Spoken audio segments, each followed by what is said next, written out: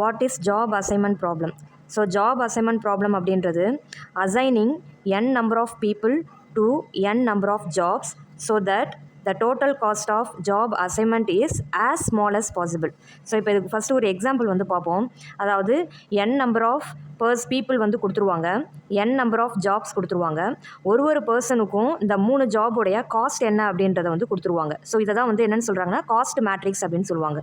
Okay, அப்போ எந்த பர்சனுக்கு எந்த ஜாபை அசைன் பண்ணும்பொழுது அந்த 3 பர்சனுடைய ஜாபுடைய காஸ்ட்டை கால்குலேட் பண்ணும்போது நமக்கு மினிமம் காஸ்ட் கிடைக்கும் அப்படின்றத கண்டுபிடிக்கிறது தான் வந்து job assignment problem. Okay, so இப்போது ஜாப் அசைன்மெண்ட் ப்ராப்ளம் அப்படின்றது assigning n number of people to n number of jobs so that the total cost, இதுதான் மினிமம் காஸ்ட், இதுதான் total cost of job assignment as small as possible. அது வந்து மினிமமாக இருக்கணும், அந்த total cost வந்து மினிமமாக இருக்கணும்.